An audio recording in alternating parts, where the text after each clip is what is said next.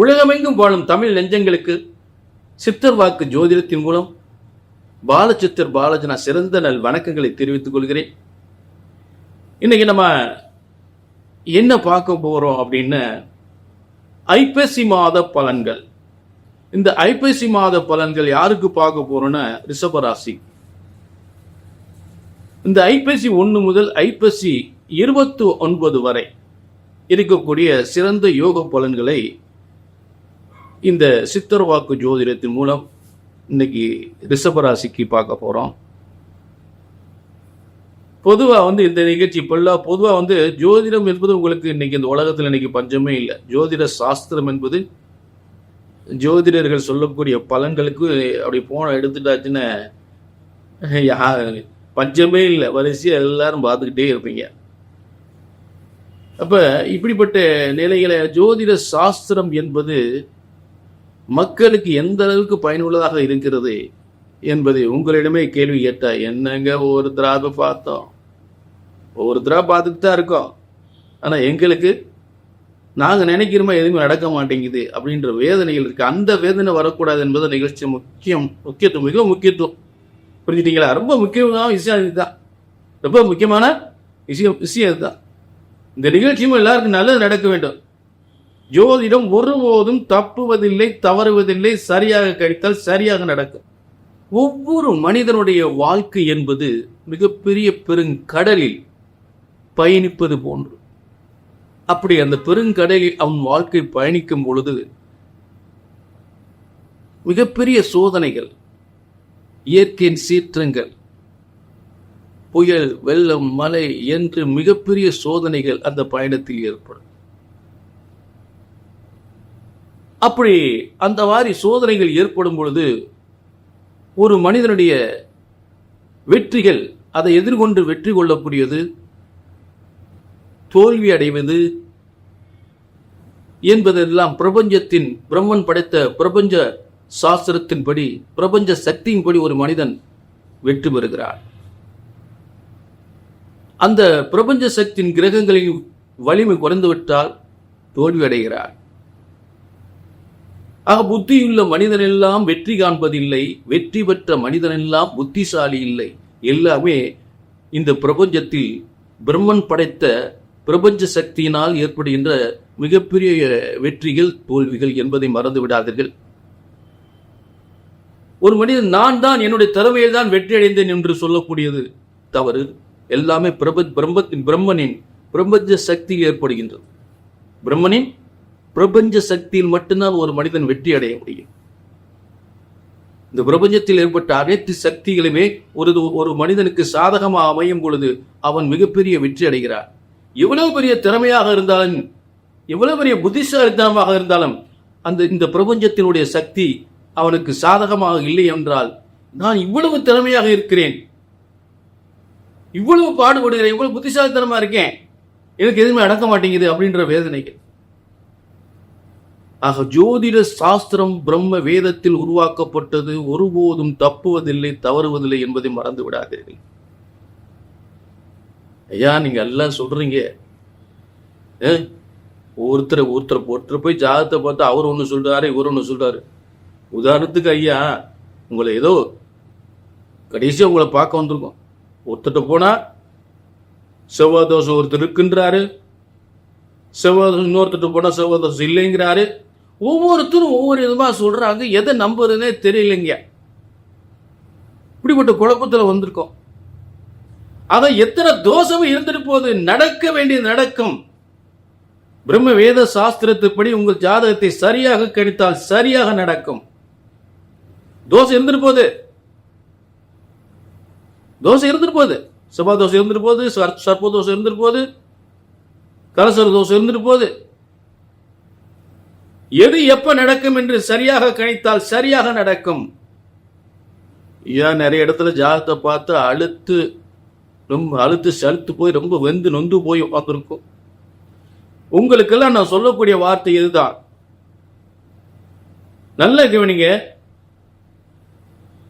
ஒரு ஜோதிடத்தின் பலன் சொன்னது நடக்கவில்லை என்றால் ஒன்று உங்கள் ஜாதகம் தவறாக இருக்க வேண்டும், இல்லை என்றால் ஜோதிடன் நான் தவறாக இருக்க வேண்டும் என்பதைத்தான் திரும்ப திரும்ப சொல்லிட்டு இருக்கேன். இதுதான் மறுக்க முடியாத உண்மை. சொன்னது நடக்கலைன்னா ஒண்ணு உங்க ஜாதகம் தப்பா இருக்கு, ஜோசியர் நான் தப்பா இருக்கு. இதுதாங்க உண்மை. ஜோதிட சாஸ்திரம் ஒருபோதும் தப்புவதில்லை, தவறுவதில்லை. இந்த பிரபஞ்சத்தில் பிரபஞ்ச சக்தியை இந்த நவ கிரகங்களினால் உலகத்தை ஆட்டி படைத்துக் கொண்டிருக்கிறது. அத்தனை சக்திகள் இந்த பிரபஞ்சத்தில் நவ கிரகத்தின் மூலமே நடந்து கொண்டிருக்கிறது என்பதை ஒருபோதும் மறந்து விடக்கூடாது. ஆக உங்கள் பிரச்சனைகளை, கல்யாணம் முடியலையா, எத்தனை வருஷங்களே, ஐயா 7-8 வருஷமா பொண்ணு பார்த்துக்கிட்டு இருக்கோம். இருபத்தாங்க 7 வருஷம் போனது, ஒருத்தர் போனா செவ்வாய் தோசை இருக்குன்றாரு, ஒருத்தர் போனா செவ்வாய் தோசை இல்லைன்றாரு, ஒருத்தர் ஒவ்வொன்றும் சொல்றாங்க. நாங்கள் என்னென்னமோ பரிகாரம் பண்ணி பார்த்துட்டோம். பையனுக்கு அரசாங்க வேலைக்கு முயற்சி பண்றான், அவனுக்கு வேலை கிடைக்க மாட்டேங்குது. அப்ப ஒரு நல்ல உத்தியோகம் கிடைக்கணும், நல்ல காலத்துல கல்யாணம் முடியணும். இதுக்கெல்லாம் எத்தனையோ இடத்துக்கு அலைஞ்சு திரிஞ்சு பார்த்து வேதனைப்பட்டு வந்திருக்குங்கய்யா. ஆக இப்படிப்பட்ட வேதனைக்கு வரக்கூடாது. எந்த பிரச்சனையா ஒரு முறை அப்படி ஜாதகத்தை தூக்கி உங்களுக்கெல்லாம் சொல்லக்கூடிய உறுதியான உத்தரவாதம் தான். என்னென்ன பிரச்சனை உங்களுக்கு நடக்கலையோ ஒரு முறை ஜாதகத்தை அப்படி தூக்கி ஆச்சுன, இது இந்த காலத்துல நடக்கும் என்றால் நடக்கும், நடந்தே ஆகும், நடந்தே தீரும். அப்படி நடக்கல அப்படின்னா என்ன காரணம் அப்படின்னு சொல்லிட்டேன். ஒன்னும் உங்க ஜாதகத்தை பார்க்கணும், இல்லாட்டி ஜோசியத்தை பார்க்கணும்.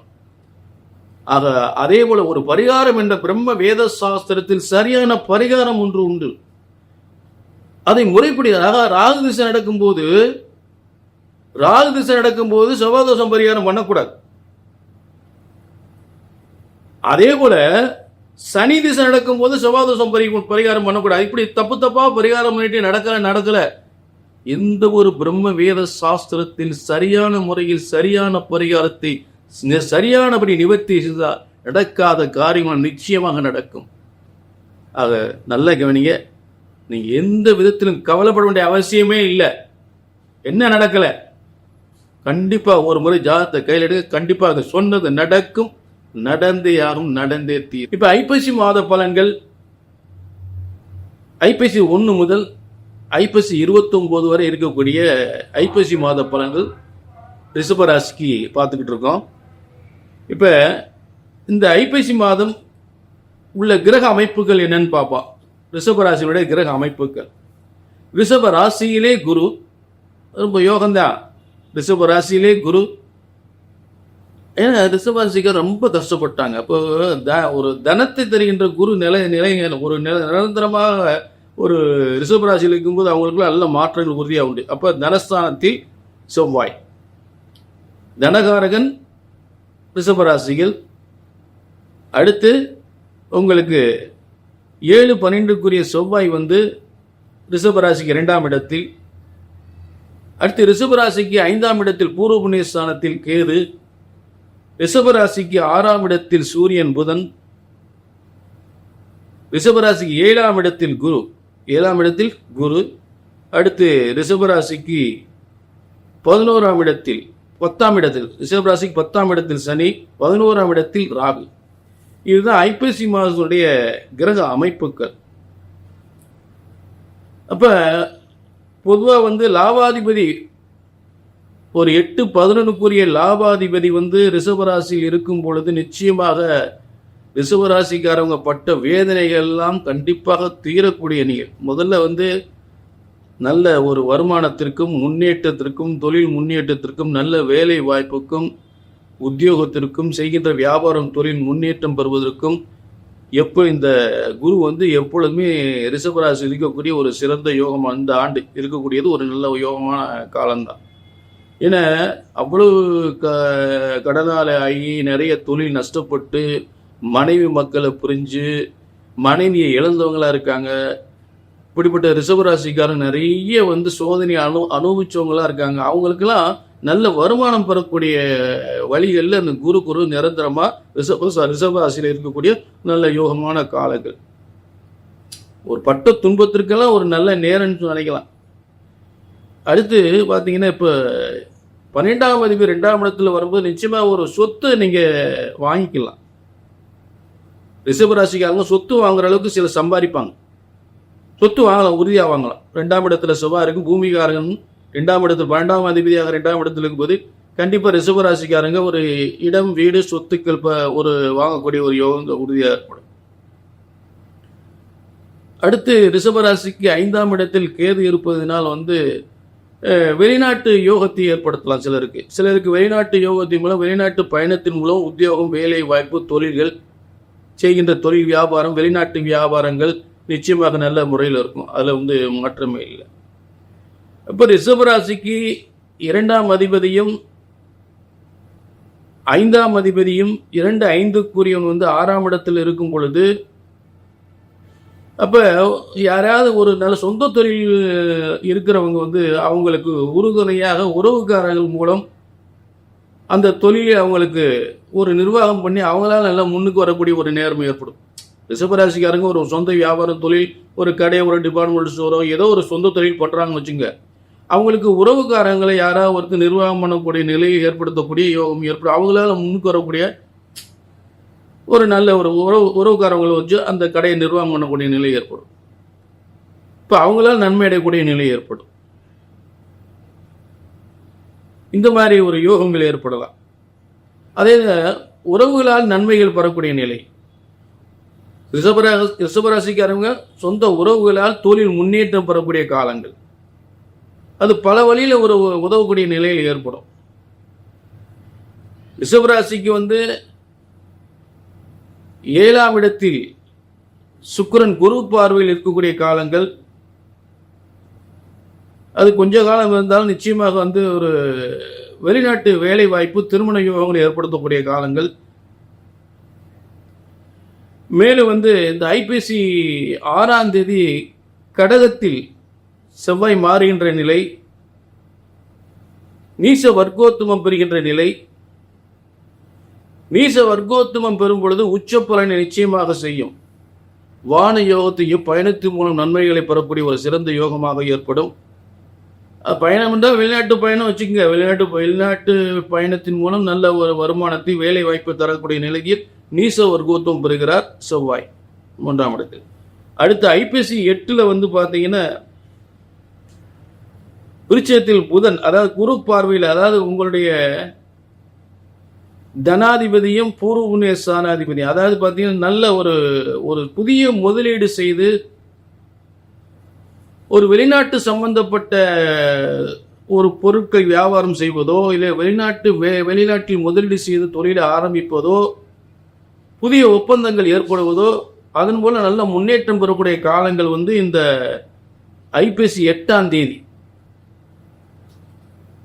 அதே நேரம் ரிஷபராசிக்காரர்கள் அவங்க பிள்ளைகள் நல்ல சிறந்த ஒரு கல்வி கற்றிருந்து வேலை வாய்ப்புக்காக முயற்சி செய்தாலும் வெளிநாட்டு வேலை வாய்ப்பு ரிஷபராசிக்காரங்களுக்கு கிடைக்கும். ரிஷபராசிக்காரங்களுக்கும் ரிஷபராசி பிள்ளைகளுக்கும் வெளிநாட்டு வேலை வாய்ப்பு உறுதியாக கிடைக்கும் இந்த ஐப்பசி 8லிருந்து. புரிஞ்சுட்டீங்களா?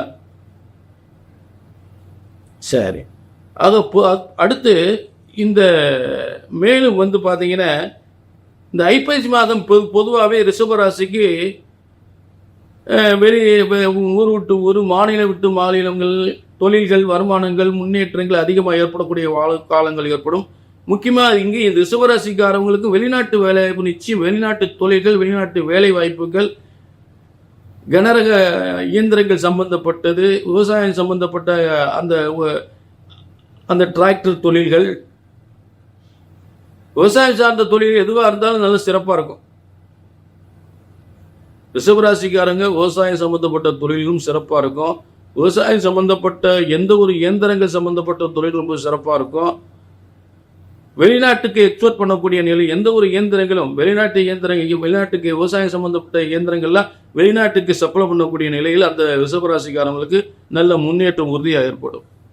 அதில் எந்தவித மாற்றமே இல்லை.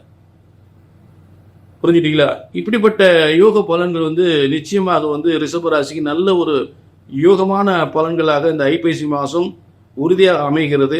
மேலும் உங்களுக்கு 10ஆம் இடத்தில் பார்த்தீங்கன்னா இந்த இயந்திர சனிபான் 10ஆம் இடத்தில் நிரந்தரமாக இருக்கும்போது பொதுவாக ஆலைகள், சின்ன சின்ன குட்டி குட்டி ஆலைகள், இந்த மாதிரி சின்ன சின்ன ஆலைகள் சம்பந்தப்பட்ட தொழில்கள் செய்யக்கூடியவங்களுக்கெல்லாம் நிறைய ஒரு இயந்திரங்களை வச்சு ஒரு ஃபேக்ட்ரி, சின்ன சின்ன ஃபேக்ட்ரி வச்சிருக்கிறவங்க, வாகன சம்பந்தப்பட்ட தொழிலுக்கான ஃபேக்டரிகள், இல்லை டயர் ஃபேக்டரிகள், இந்த மாதிரி தொழில் பண்ணக்கூடிய நல்ல ஒரு முன்னேற்றம் ஏற்படும். டயர் கம்பெனி, வாகன இயந்திர உதிரி பாகங்கள், எலக்ட்ரானிக் சாதனங்கள் வைத்திருக்கிற தொழில்கள், இதெல்லாம் அவங்களுக்கு நல்ல ஒரு டிரான்ஸ்போர்ட் தொழில் பார்க்குறவங்க, அவங்களுக்குலாம் நல்ல ஒரு இது. பெரும்பாலும் ரிஷபராசிக்காரவங்க இந்த உணவுப் பொருள் சார்ந்தது, டிபார்ட்மெண்டல் ஸ்டோரு,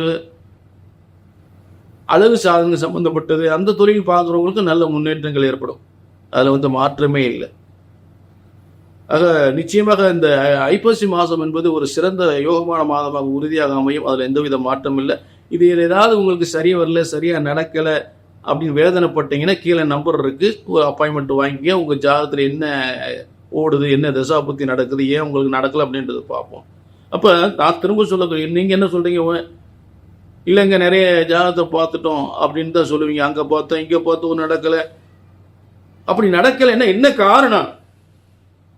ஒரு ஜோதிடத்தின் பலன் சொன்னது நடக்கலை அப்படின்னா ஒன்றுங்க ஜாதகம் தப்பாருங்களோ, இல்லாட்டி ஜோசியம் தான் தப்பாருங்களோ, இதுதாங்க உண்மை.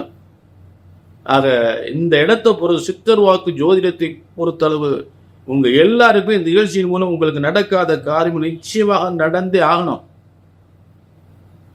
புரிஞ்சுட்டீங்களா?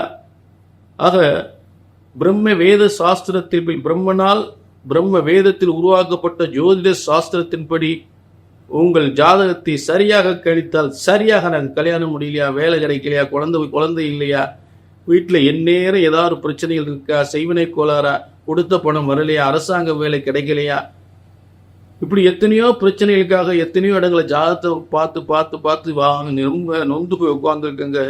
எங்களுக்கு என்னைக்கு தான் நடக்கும் தெரியல அப்படின்னு வேதனைப்படக்கூடியவங்களுக்கு நான் சொல்லக்கூடிய ஒரே வார்த்தை தான், ஒரு ஜோதிடத்தின் பலன் சொன்னது நடக்கவில்லை என்றால் ஒன்று உங்கள் ஜாதகம் தவறாக இருக்க வேண்டும், இல்லை என்றால் ஜோதிடர் நான் தவறாக இருக்க வேண்டும். இந்த சித்தர்வாக்கு ஜோதிடத்தை பொறுத்தளவு உங்கள் பிரச்சனைகளை சரியாக கணித்தால் சரியாக நடக்கும், நடந்தே ஆகும், நடந்தே தீரும். நம்பர் அப்பாயின்மெண்ட் மட்டும் வாங்கிக்க, சரிங்களா? அதை மீண்டும் ஒரு நல்ல சந்தர்ப்பத்தை சந்திக்கும் வரை உங்களிடமிருந்து விடைபெறுகிறேன். நன்றி, வணக்கம்.